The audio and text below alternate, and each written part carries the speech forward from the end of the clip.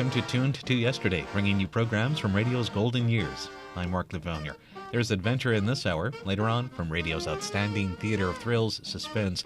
But right now, it's Escape, with their story, The Fourth Man, from August 18th, 1947 on CBS. Escape. Escape tonight to a raft in the South Pacific.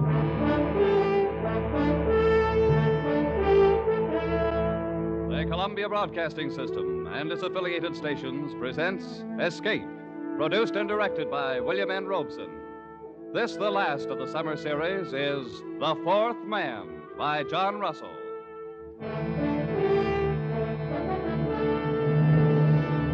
Noumea in the South Pacific. To a generation of French criminals, a word to be uttered in the same terrified breath with Devil's Island. The penal colony at Noumea, where the cutthroats, garrotters, and sadists from the dregs of French society were sent to a living death. Tonight we invite you to escape from Noumea in John Russell's The Fourth Man.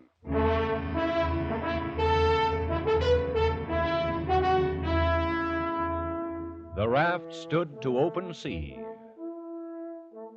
A mat of pandanus leaves served for its sail, and a paddle of wood for its helm. It was woven of reeds and bamboo sticks lashed upon triple rows of bladders, and it carried 4 men. 3 of them sat huddled together at the far end. Their bodies were blackened with dried blood, and the hair upon them was long and matted. They wore only the rags of blue convicts' uniforms. On wrist and ankle, they carried their mark, the dark and wrinkled stain of the manacles. There was Dubose, doctor, man of the world, murderer. Friends, the thing is done. And Fenneru, forger, ladies' man, weakling, coward. Yes, we've escaped. And the one known as the Parrot, thief and cutthroat. So far, so good. And by the way of celebration, gentlemen, may I offer you cigarettes? Cigarettes? Oh. Doctor, you're a marvel, a magician. Look at them. White and fresh as though they just came from the package. How did you do it? Oh, every 6 months there are about 75 escapes from Noumea, and not more than one succeeds. Ours would be that one, I knew. And so, 3 weeks ago, I bribed the night guard for these very cigarettes, so that we might sit here, my friends, as we are doing, and celebrate. I want a light. A light for the pet. Our doctor's a wonder. He thinks of everything. He gives us cigarettes, matches, and our freedom. Wait till you've got your 2 feet on a pavement again. That'll be the time to sound off about freedom. To wear starched collars again. To stroll with a girl, clean and fresh from her bath. Down the Place de la Concorde, the Rue de Rivoli. Suppose we get a storm. It's not the season of storms. Just the same. Suppose we get a storm. Perroquet, my friend. You must not be so impatient. Remember, we were convicts back there, festering in oblivion. Now we are men raised from the dead. Suppose we get a storm. You've got a gift of speech, Doctor. But where's the ship that was going to meet us here? This is the day, as agreed. It will meet us. The wind will blow us to China if we keep on. We can't lie any closer to shore. There's a government launch at Torreon. And I doubt if the native trackers have given us up. Careful, Parrot. The natives will eat you yet. I've heard about that. Is it true, Doctor, that they'll keep all the runaways they can capture to fatten on? Oh, they prefer the reward still. I doubt if they've entirely lost the habit of cannibalism. Piece by piece, Parrot. First they'll sample you. Then they'll make a stew out of your brains. Oh, they won't miss a thing. Shut up, Fenneru. The filthy brutes. Oh, I almost forgot. We have one of them with us.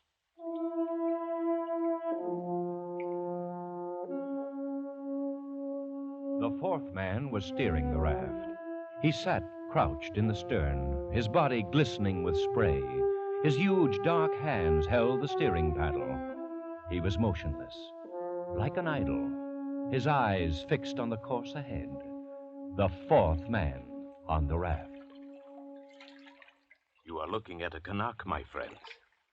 You will see nothing superior. No line of beauty to redeem the low angle of the forehead, the knobby joints of the body. Nature has stamped him with the mark of inferiority, and he has set the final seal himself with that twist of bark about his middle, that prong of pig ivory through his nose. Yes, but nonetheless, he's a man, and there is a price on our heads. He could be taken as where he likes. Calm yourself, Fenneru. This is a very simple animal, an infant, really. Does that mean he couldn't double-cross us? It does. He is bound by his duty. I made my bargain with his chief up the river, and this one is sent to deliver us on board our ship. That's the only interest he has in us. And he'll do it? He will. That is the nature of the native. No, I don't trust him, not for a minute. The brute. The animal. You! It's you I'm talking about. You dirty brute. Save your breath, Parrot. He speaks no language, only a few noises, a few signs. I don't feel right on the same raft with that. Well, burn yourselves up in the sun if you like, but me, I'm going to crawl under a mat, get some sleep. Yes, we should all sleep a little, conserve ourselves. And when we awake, our ship will be here. Our saucy little topsail schooner, a mast standing out against the sky, and we'll be on our way to France. Yes, sleep, my friends.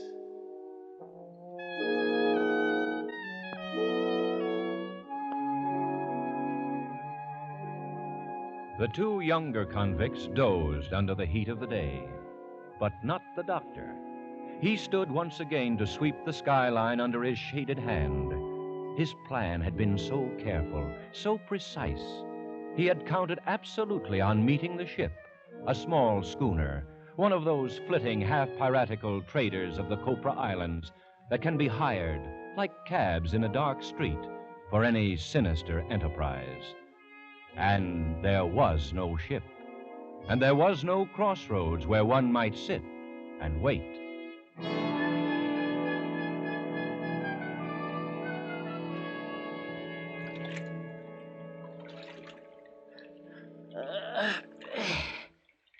Good morning, Doctor. It's afternoon, Fenneru.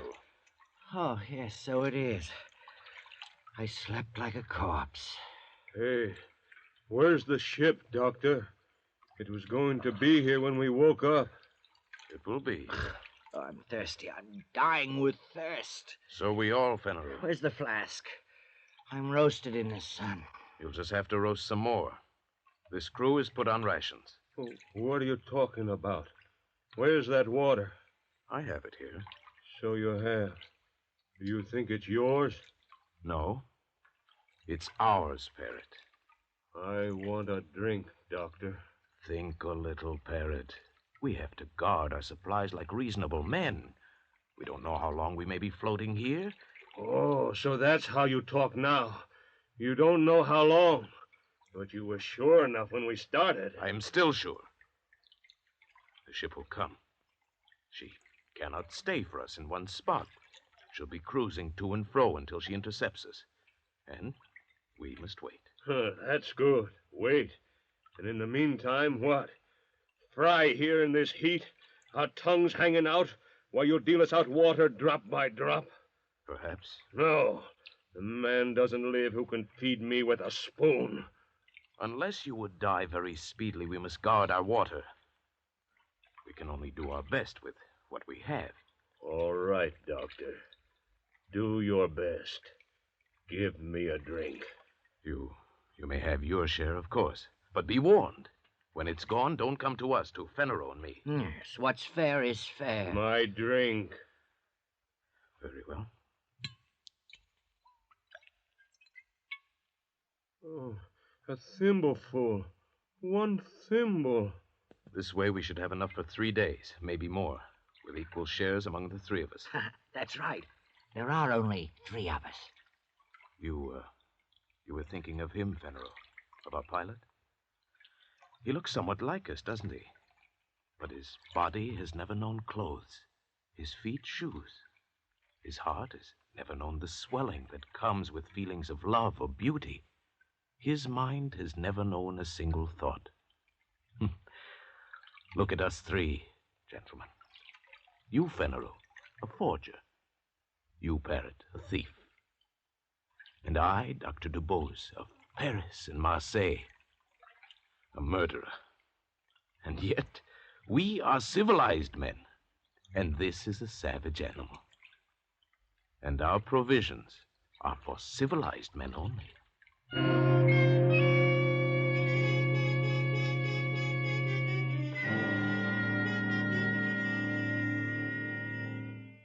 The three men awoke to the second day on the raft. They looked and saw the far round horizon and the empty desert of the sea and their own long shadows that slipped slowly before them over its smooth, slow heaving. The land had sunk away from them in the night. The trap had been sprung. As the savage sun kindled upon them with the power of a burning glass, a calm fell, an absolute calm. The air hung, waited. The sea heaved and fell in polished undulations, and the sun shone, driving in under their eyelids like white-hot splinters. They crawled to the shelter of their mats, gasping, shriveling. And the water, the world of water, was slack and thick as oil. Oh, how lonely it is. Dr. DeBose, Yes, Parrot? look around you. What do you mean? Go on, look around. What do you see? I see water, Parrot, and the horizon. What? Nothing else. Oh, don't you see a ship? A saucy little schooner? Those were your words. Well, where is it? Why don't you see it? It will come. Will it comfort us to be dead when it comes? You say that you count on your friends, but suppose they leave you to rot here. Leave Parrot and me to rot here. That would be a joke, eh, Doctor? To wait for a ship that will never come? It will come. My friends will not fail me. Why? How do you know? How can you be so sure? There's a safety vault in Paris, full of papers to be opened at my death. Those papers contain confessions. No, gentlemen, my friends will not fail me. Parrot, a moment ago, you asked me what I saw. Well, There was something I neglected. what's that? I see a Canuck on this raft with us. He does not join us. He does not look at us. He sits on his heels in the way of the native, with his arms hugging his knees. He sits at the stern, motionless under the shattering sun, gazing out into vacancy. Whenever I raise my eyes, I see nothing else. Only this Canuck. He seems to be enjoying himself quite well. I was thinking so myself. The cannibal. The savage. He does not seem to suffer. What's going on in his brain? What does he dream of there? He looks as though he hates us. Dirty rat. Maybe he's waiting for us to die. Maybe he's waiting for the reward. At least he wouldn't starve on the way home. He could deliver us piece by piece. How does he do it, Doctor? Hasn't he any feeling? I've been wondering. It may be that his fibers are tougher. His nerves. But we've had water, and he hasn't. And yet, see his skin. It's moist and fresh. And his belly, fat as a football. Don't tell me this savage is thirsty. Is there any way he could steal our supplies? Certainly not. Suppose he has his own supplies, hidden. What? We'll see. Search the raft. Come on, we'll learn his secret. Here, look under the mats. Tear it apart. I'll push him aside. Anything there? No. Gentlemen! We were mistaken. He has nothing hidden. You're wrong about him, Doctor. You say he has no understanding. There's one thing he can understand. Pain! Parrot, not so much. Out! That's enough! There's come. That'll teach you. Not so chipper now, are you? Not so happy with your luck. That'll make you feel. Well, Parrot, you feel better now, don't you? Superior. Come back, my friends. Come back under the mats. The glare of the sun is not so bad there. Oh, idiots. What's the matter with our parrot now? Idiots. Why do we look and look? The schooner can't help us now. If we're becalmed, then they are too. Doctor, is that true? Yes. We must hope for a breeze first. Well, then why didn't you tell us? We trust you. Why do you keep on playing out the farce? You are wise, Doctor. You are very wise. Put down the knife, Parrot. You know things we don't, and you keep them to yourself. All right, but be careful. If you think you'll use your wisdom to get the best of us, be careful, Doctor, because I still have the knife.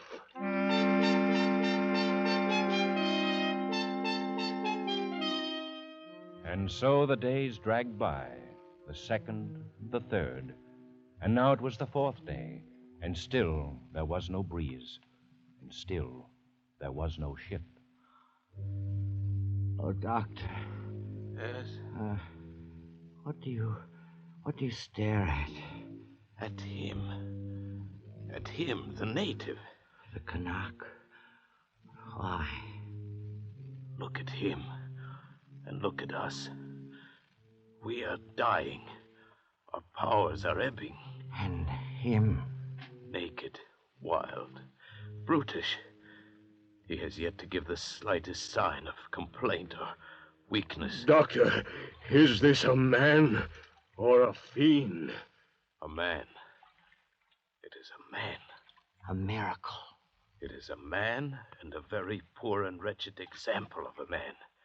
Why, you'll find no lower type anywhere. Look at his cranial angle, the high ears, the heavy bones of his skull. Why, he's scarcely above an ape. Then what? He has a secret. A secret? But we see him. Every move he makes, every minute. What chance has he for a secret? Absurd. Here are we three, children of the century, products of civilization. And here is this savage who belongs before the Stone Age. Is he to win this struggle? Absurd. What kind of secret? I can't say.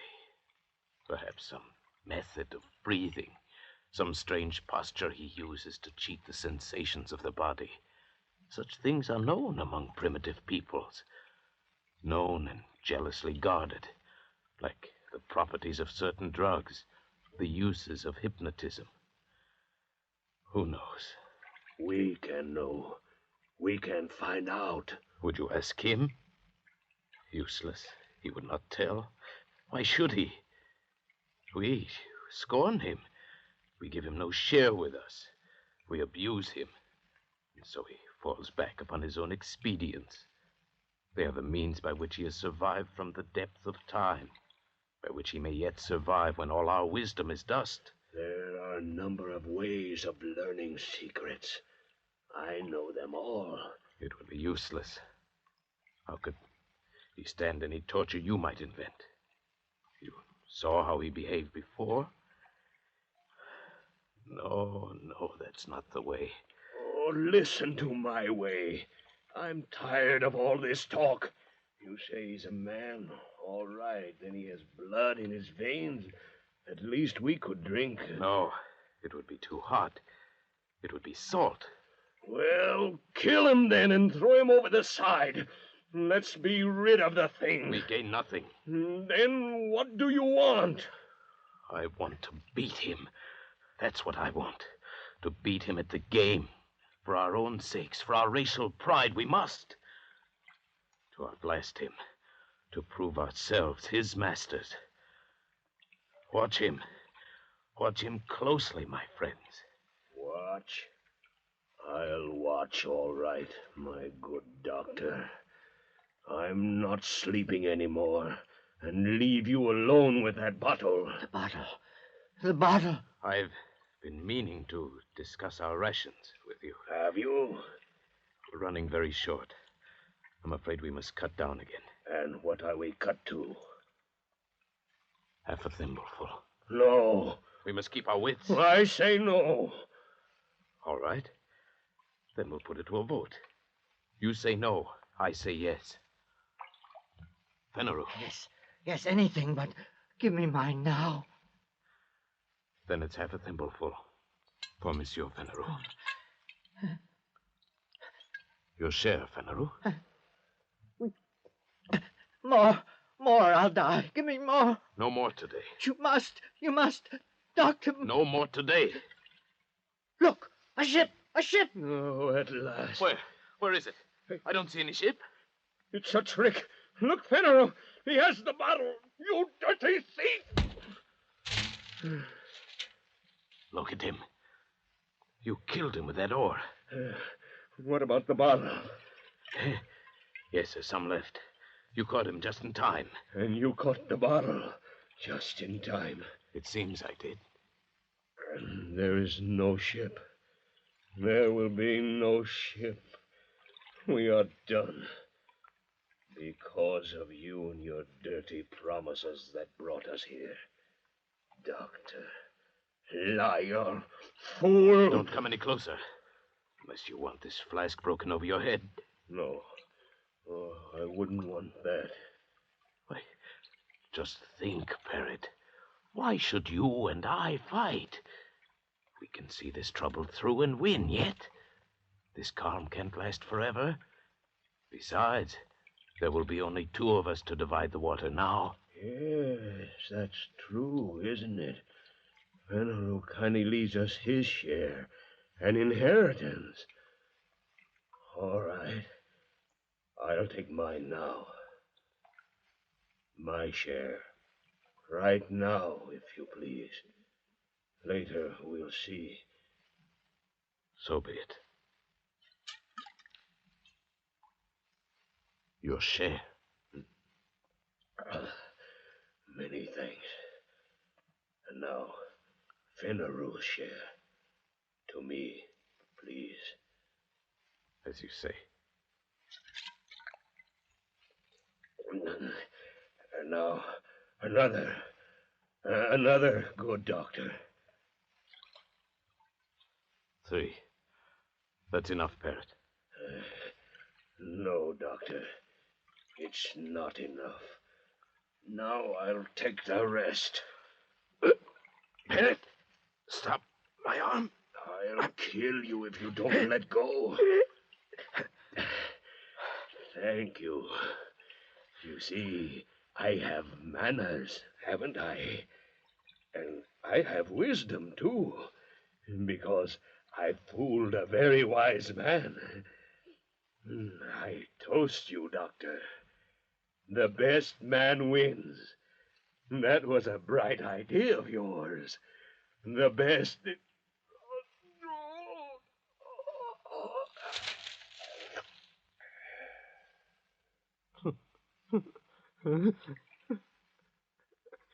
So the best man wins, eh, Parrot? You forgot I'm a doctor, didn't you?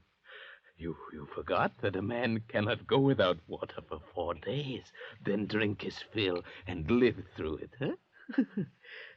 Go on, Parrot. Gasp out your worthless life. While I laugh. Yes, the best man always wins, Parrot. The best man...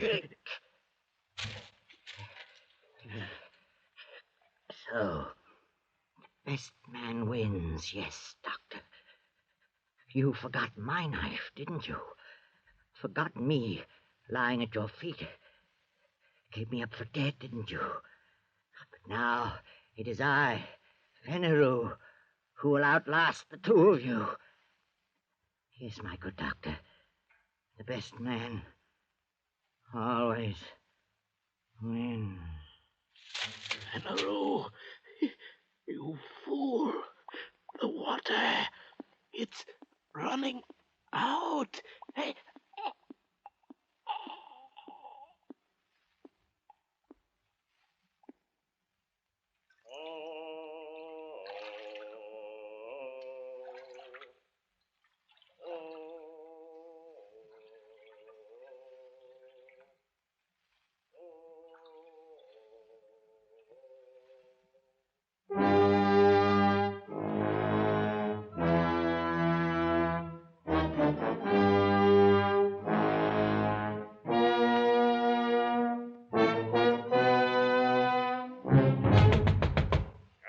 Come in.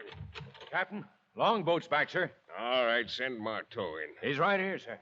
Bad luck, sir. The raft was here all the time, not 10 miles away from us. Ah, that calm.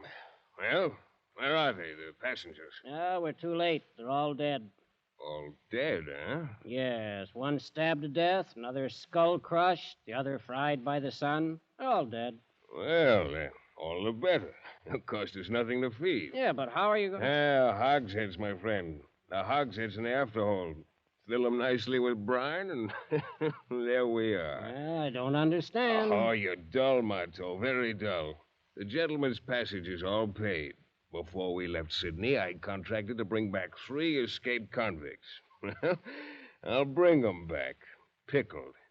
So if you'll go back, Marteau, and bring them aboard for the trip, I'll be much obliged. Very well, sir. Oh, there's a 4th man on the raft, Captain. A Kanak. He's still alive. What do we do with him? A Kanak? No word in my contract about any Kanak. Leave him there. He's only a savage. And so Dr. Dubose and Fenneru and the parrot went aboard for the long trip to their beloved Paris, their bodies pitching and rolling gently in the huge vats of brine. On the raft, the 4th man raised his head slightly as a wind freshened from the west. He watched until the schooner turned, shaping away for Australia, and disappeared over the rim of the horizon. Then he spread his sail of pandanus leaves and headed his raft eastward, back toward New Caledonia, back toward home. Feeling somewhat dry after his exertion, the native plucked a hollow reed at random from the rushes on his raft. Slowly, lazily, he stretched himself at full length in his accustomed place at the stern. He thrust the reed down deep into one of the bladders underneath the raft and slowly drank his fill of sweet water. He had a dozen such storage bladders remaining, built into the floats at intervals above the waterline, quite enough to last him safely home again.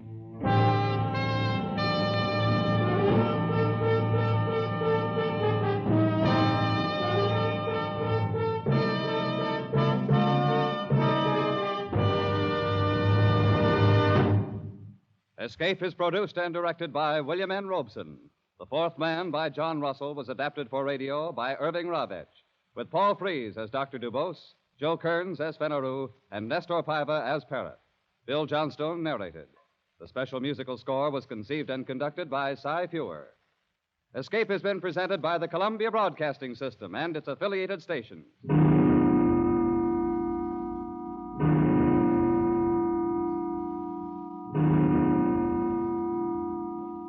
Be sure to be with us next Monday night when the Radio Theater returns to the air with Betty Davis and Glenn Ford starring in A Stolen Life.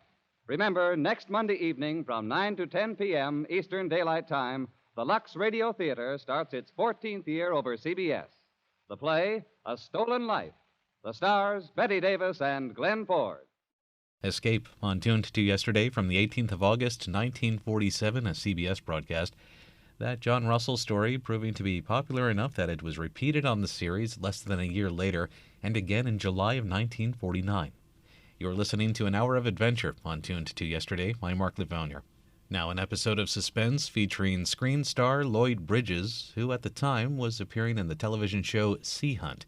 Starring as scuba diver Mike Nelson. In that 155-episode run, about halfway through the TV series, he showed up on radio to perform in his fifth and last appearance on the Suspense series as a scuba diver. The story is Deep, Deep Is My Love, from April 26, 1959 on CBS. Suspense. And the producer of radio's outstanding theater of thrills, the master of mystery and adventure, William N. Robeson. While a small group of astrophysically minded zealots are dreaming and planning and training to go up, 5 million Americans, panoplied like true men from Mars, spend their free time going down, under the sea. These are the skin divers intruding upon a world for which nature never intended them. A world of fish and mollusks, of coral and kelp, a world of fantasy, and sometimes a world of death. For there lurks in the deep a greater danger than too little oxygen in the lungs or too much nitrogen in the blood. It is called narcosis, the raptures of the deep.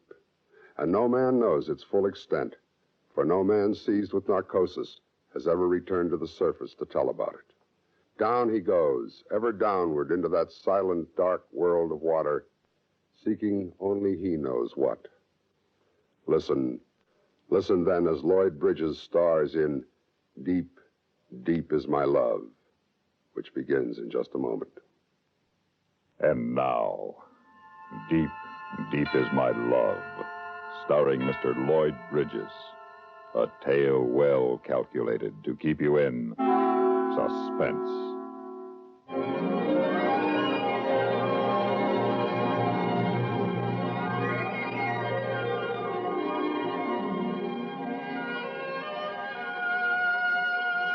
A man's got a right to be alone once in a while. It isn't too much to ask. A couple of hours of solitude and the weekends poking around the sea bottom with an air tank on your back. Joyce had me the rest of the time, waking and sleeping. Well, that was all right. She was a good kid, and I loved her. But I had made one bad mistake. I taught her to skin dive. Now she even wanted to be with me underwater. Darling?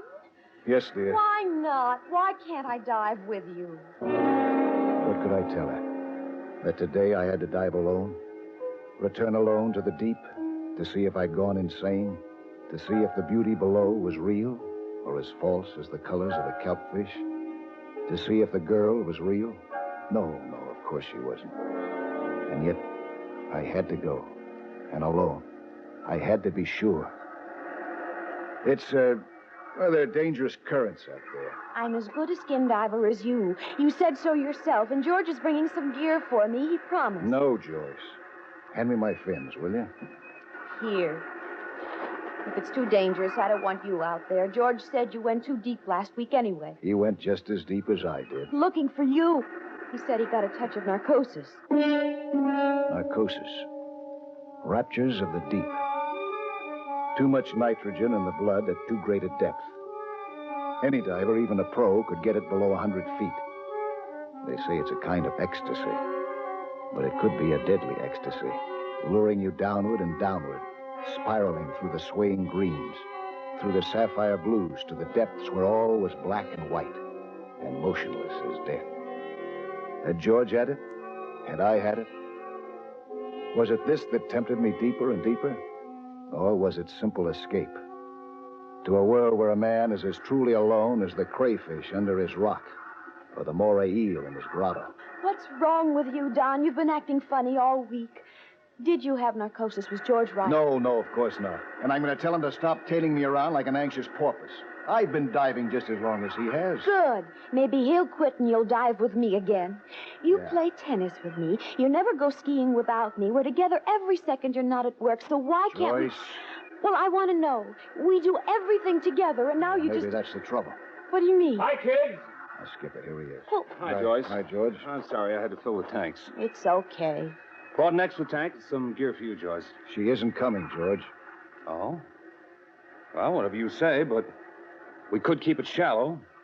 A lot more lobsters at 30 feet than 200. She's not coming, George. Meet King Neptune. That's his world, and he doesn't want any women in it. You know, Joyce, he was out of my sight in that grotto for 15 minutes last week. Maybe he's got a mermaid down there.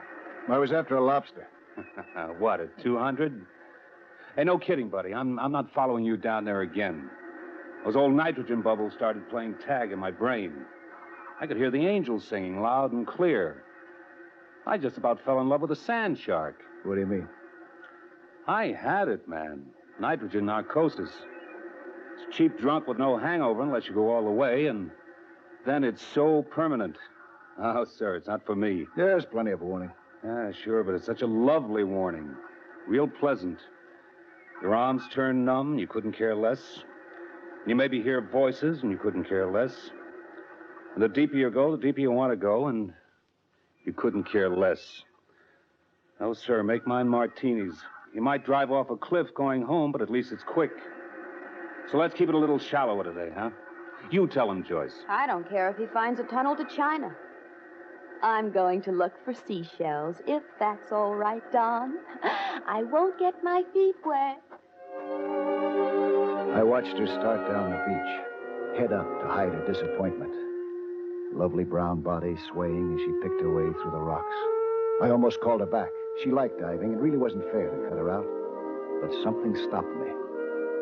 Something calling to me from beyond the rolling surf. You ready, George? Yeah, just about. I think you had it too, Don. What? Narcosis. When I finally got the guts to go hunting for you, remember where I found you? In the mouth of that cave with a silly look on your face. When I tried to get you to go, you looked like you were going to go for me. Well, I was, looking for something. You ready now? Yeah. Don! Oh, for crying out loud. What? Don't go deep! Oh, I'm telling you, if it isn't you, it's her. Okay, Joyce. All right, let's go, huh?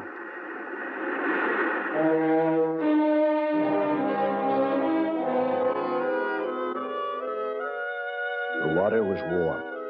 In snorkeling on the surface, I could see that it was clear as air below. Clear and green, with the giant kelp swaying, beckoning me down. But I pushed ahead to the hole off Point Dume, a bottomless deep astride the great circle course the gray whales take from Galita Point to the breeding grounds in Magdalena Bay. I had seen whales here, startling as moving reefs, suspended between surface and bottom, driven southward, always southward, driven by the urge to mate. I had seen black sea bass flashing downward at the sound of a boat, and great bat rays gliding deeper than I could follow. And here I had once speared a 30-pound sheep's head. I had nightmares for weeks and remorse, because he was harmless and friendly, and I'd killed him on impulse to bring him back to Joyce.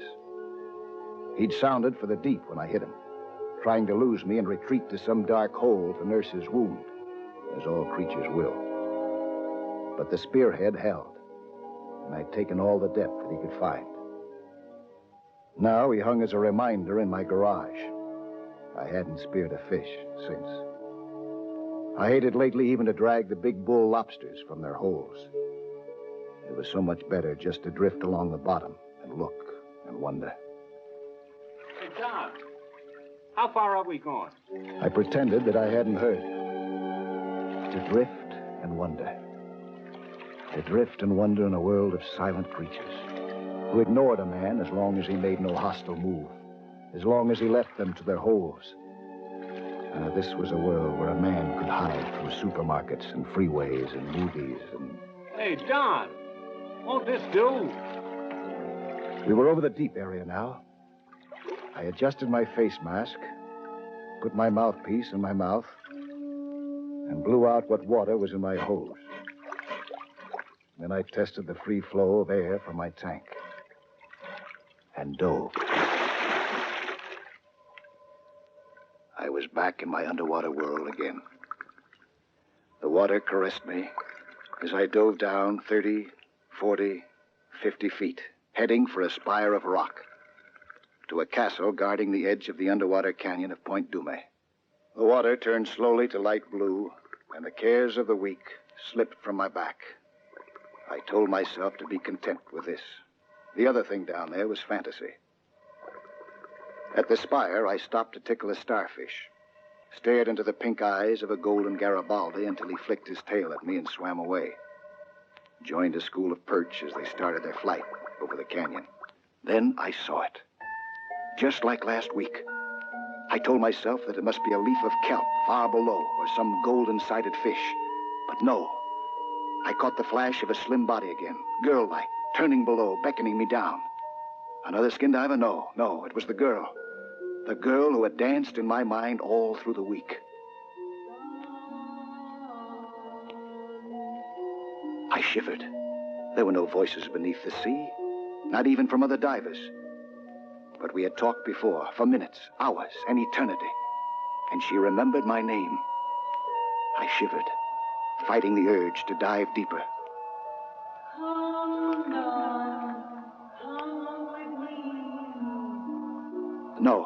No, I better not.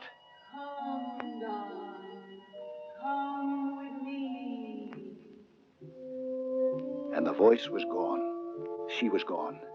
I had to know. I dove into the canyon, searching for the flash of gold, catching it, losing it, while my arms turned to wings and my body to water, and everything was glorious, shimmering blue. If I could only find her, catch her, the golden girl that I remembered with the lonely, laughing eyes. Wait for me. Wait.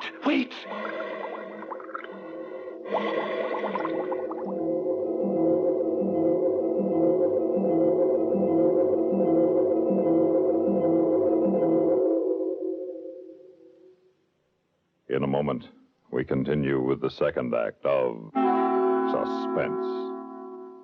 Another visit with Joe and Daphne Forsythe. You mercy, understand? Joe. Joseph. What? Who is she? Who's who? Who were you dreaming about? Was I dreaming? You were talking in your sleep and giggling. How about that? What were you giggling about? I can't remember. Joseph, you mentioned a girl's name. Oh? What name? Spas. Spas? Yes, Spas. Candy Spas. It sounded like a dancer or a striptease or something. Oh. Oh, what? Well, I must have said Candy Spots. Candy Spots is a horse. I bet on him once. You bet on a horse? Yeah, we had a pool. I could have won $3. Well, you should have put the money into savings bonds. They're a much better investment. It was only 50 cents. For 63 cents a day, you can buy a $25 bond a month. And 1 year's worth of bonds will bring $300 when they mature. What's more, they're guaranteed to be winners. The whole United States stands behind them. Uh-huh. So don't waste money betting on horses. Put it in savings bonds. Okay. Can I still dream about horses, though? If you do it quietly. Say, why were you giggling about a horse? And now, starring Mr. Lloyd Bridges, Act 2 of Deep, Deep is My Love.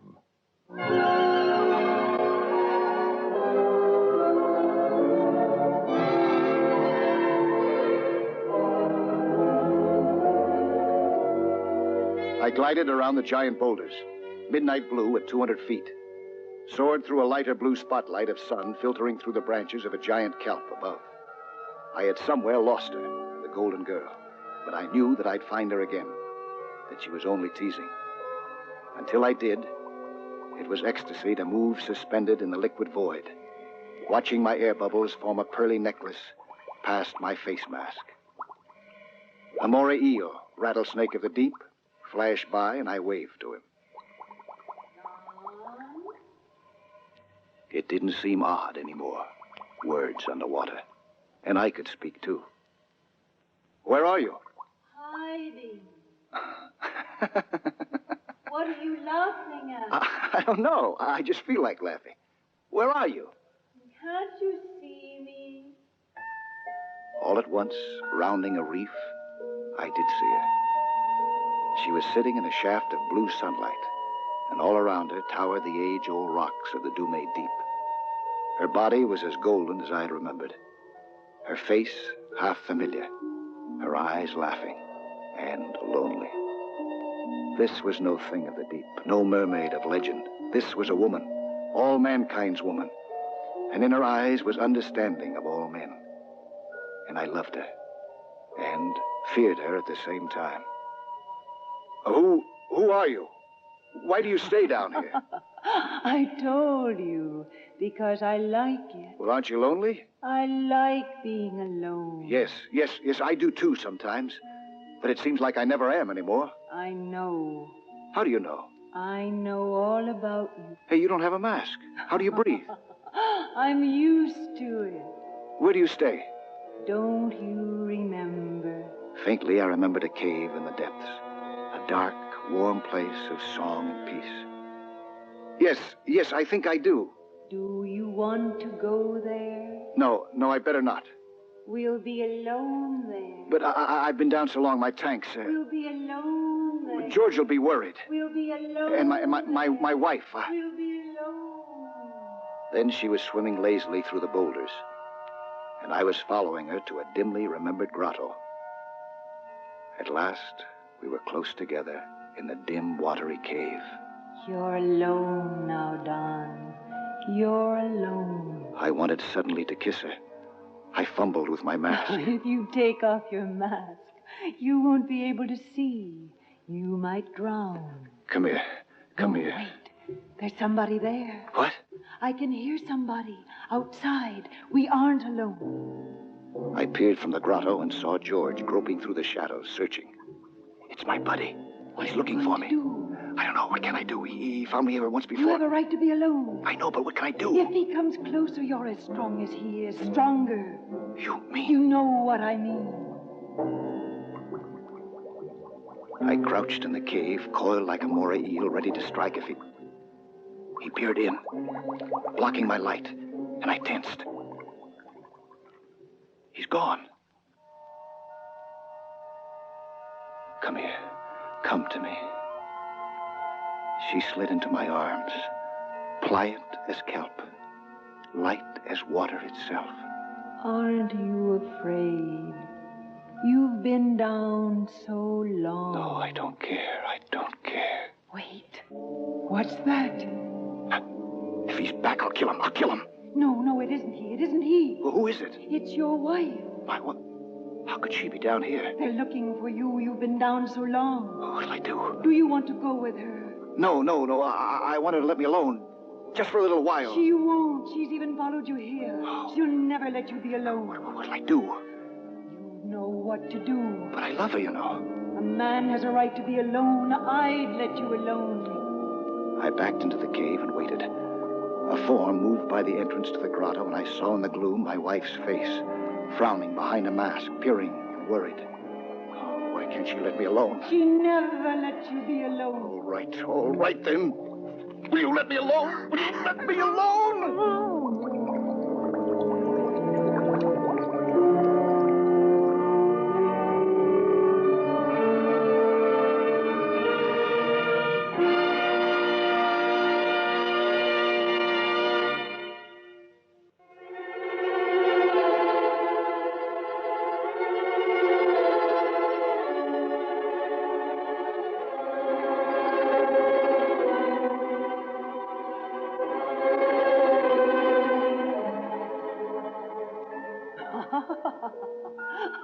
What are you laughing about?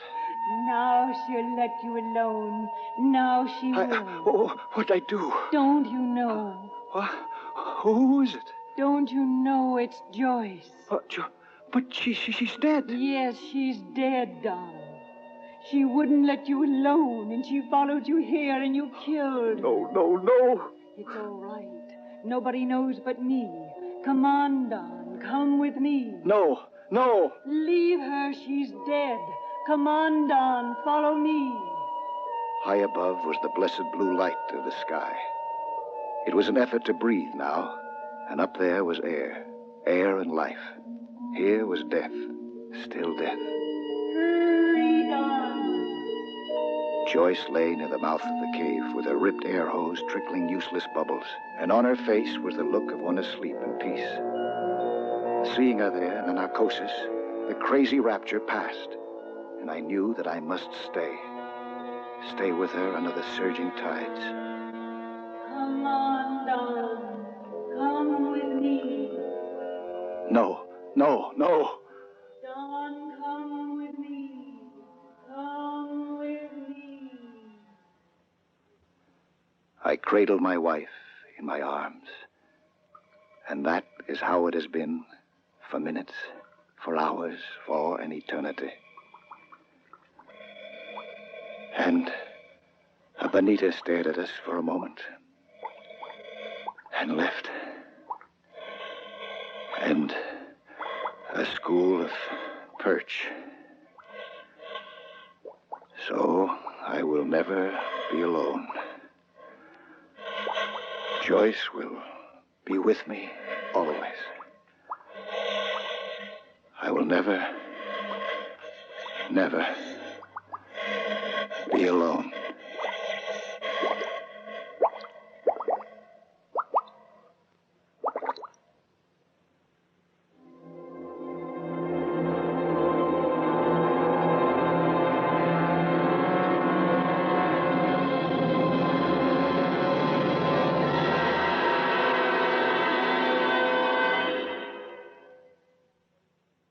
Suspense, in which Lloyd Bridges starred in William N. Robeson's production of Deep, Deep is My Love, written by Hank Searles. Supporting Lloyd Bridges in Deep, Deep is My Love were Mari Lynn, Tracy Roberts, and Bill Quinn. Listen. Listen again next week when we return with another tale well calculated to keep you in suspense. Suspense, on Tuned to Yesterday from the 26th of April, 1959 on CBS. And that wraps up this hour of adventure on Tuned to Yesterday. Be sure to be with us again for more great programs from radio's past. Until our next hour together, I'm Mark Lavonier. Thanks for listening.